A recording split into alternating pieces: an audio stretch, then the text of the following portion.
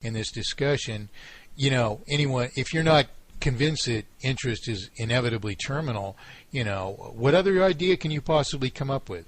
And the only idea that anyone has come up with are that I haven't explained it right, which is William B. Ryan's assertion, and you have to read the paper. Go to perfecteconomy.com and look for William B. Ryan in the right-hand column and click on that paper. It's hilarious. He tries to put all these words in my mouth and then say what I'm claiming instead of using my words, although he's already quoted me, and my words prove that I'm not saying at all what he's trying to say that I'm saying. I mean, it's preposterous. I mean, it's hysterical for an intelligent person to go through this.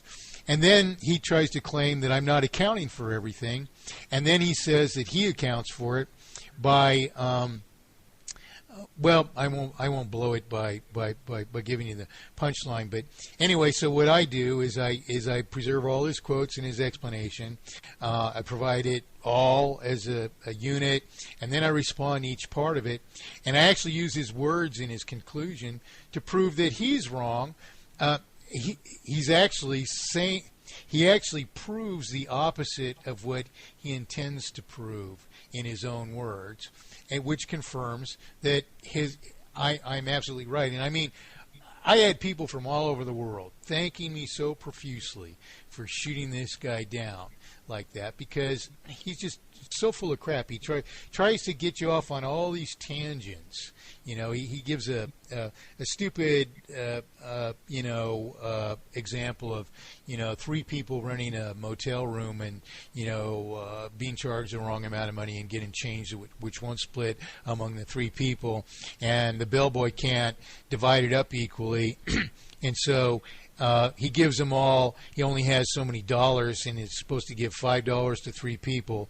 So he gives $3 to the three people and keeps $2 for himself. And then Ryan claims that somehow $1 isn't accounted for.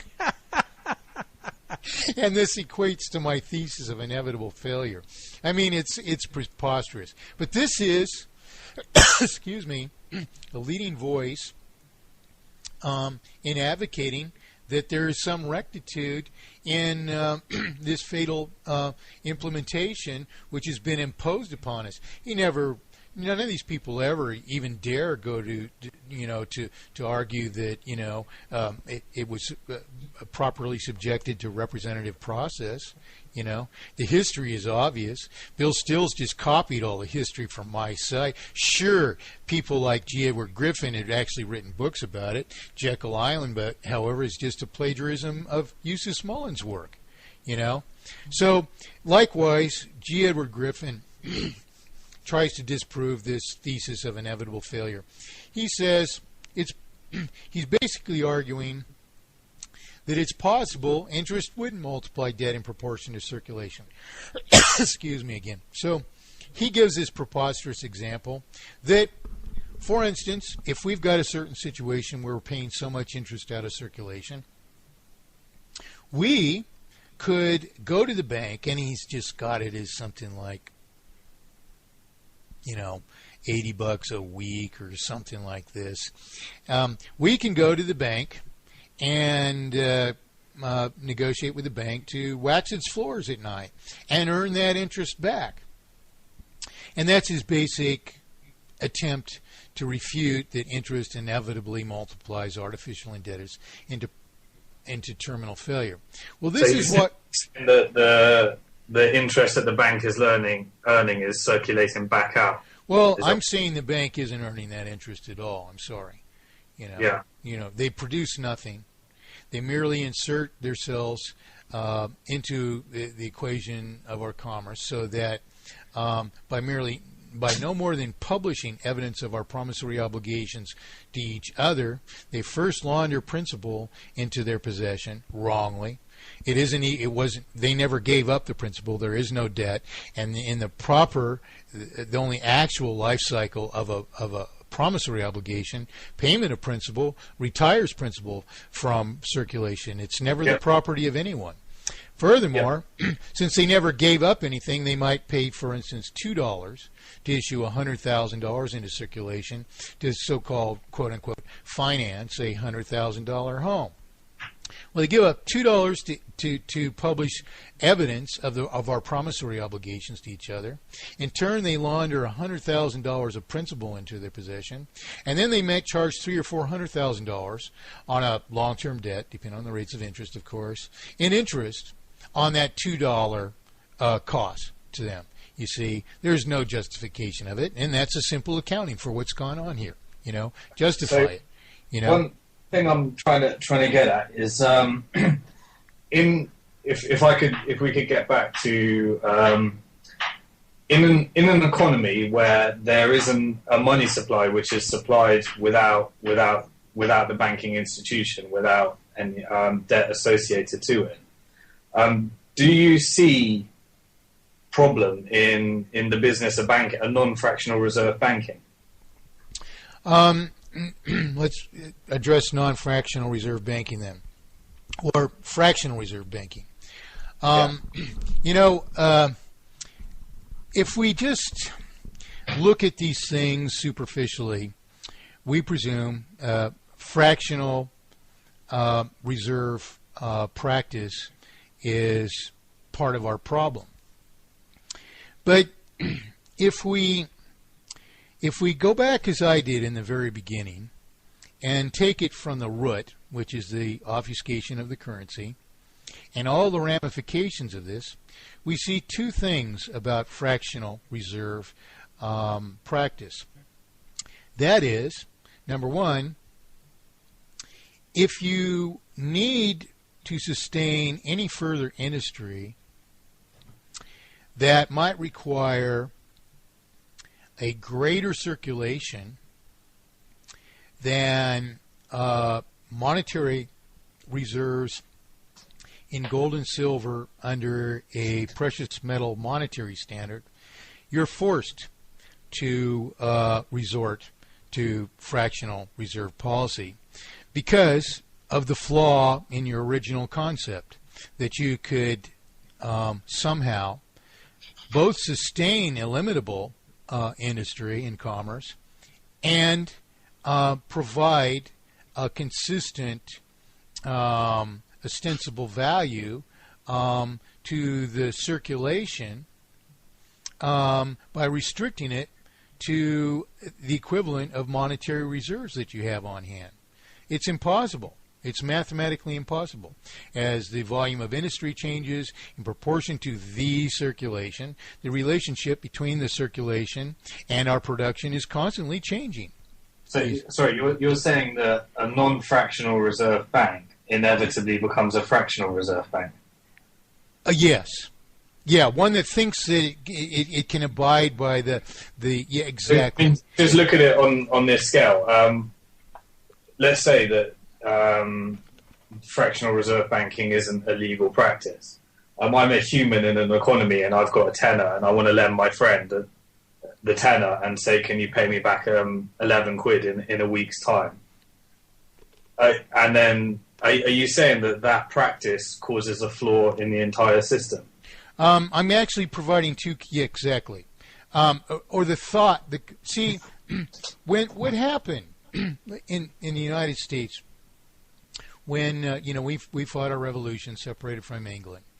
The world history was at a juncture then where there had been no perfected economy, and the remarkable things that happened are evident, for instance, in things like Benjamin Franklin's paper titled "A Modest Inquiry into the Nature and Necessity of a Paper Currency," unquote. There are quotes of Thomas Jefferson and Benjamin Franklin that are all over the internet now, which come from my work. These things show that the founders were thinking about these issues, but likewise, the fact that they didn't even give us a monetary system, They merely, in our Constitution, attempted to cement the value of the currency to so many units of gold or silver. Something which is impossible to do, excuse me, which makes it impossible to accomplish all of the objects not all of the objects necessarily, but all of them as a completed set of what we would call a true perfected economy. In other words, it's impossible to avert inflation and deflation. Yep. Then, furthermore, when you allow this purported precious metal monetary standard to coexist with the currency of a purported banking system, which only obfuscates our promissory obligations to each other into debts to itself, upon which, for no more than the cost of publishing the evidence of our promissory obligations to each other, it imposes interest without justification. You can't find in history a justification of it. A good of interest. A good example of this is the Austrian economists. Have you ever, just for curiosity, I've got a number of references to this work on my website, but have you ever researched, where did interest get justified in banking? We know banks are creating paper money everywhere, you see. Now, where did they justify interest? So when did interest come in, are you asking? Well, no, I know where it came in, because there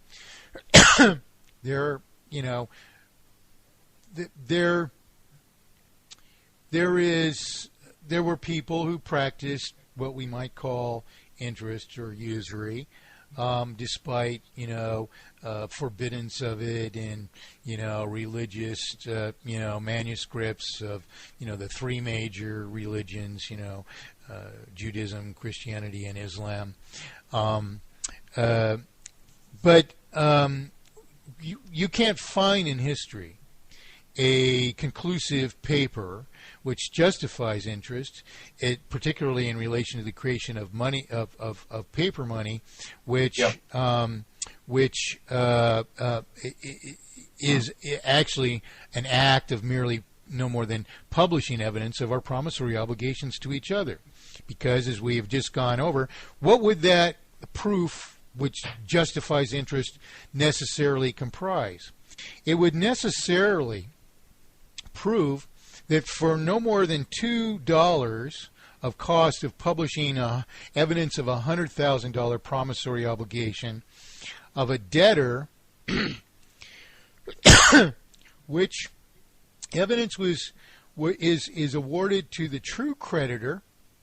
The banks are not true creditors. They merely publish evidence of our promissory obligation, because the true creditor, the person that builds the $100,000 house, gives up the house for no more than evidence of a promissory obligation, which obligation can only fulfill the requisites of the true creditor if it is paid out of circulation as the property is consumed, maintaining a perpetual one-to-one relationship between the remaining circulation and the remaining value of the property. That's the only thing that's going to keep the true creditor's money, maintain the value of the true creditor's money.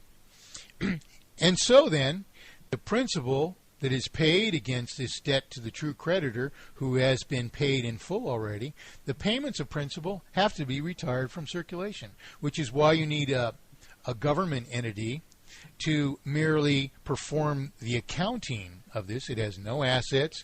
It has no ability to manipulate or regulate anything. It's merely software that performs our accounting system, our rules of our accounting system, which rightly retire the principal as the debtor pays it out of circulation. Note also, and I prefer to call the debtor the obligor, because they are the person who is obligated according to a promissory obligation to pay this principal out of circulation. Now, the true creditor, the person that produced this house and gave it up for a promissory obligation, is paid in full from the outset. And note that the banking system, which only pretends to be a creditor, is only publishing the evidence of a $100,000 promissory obligation to pay principal out of circulation. The true creditor is denied any interest, while the banking system, which only publishes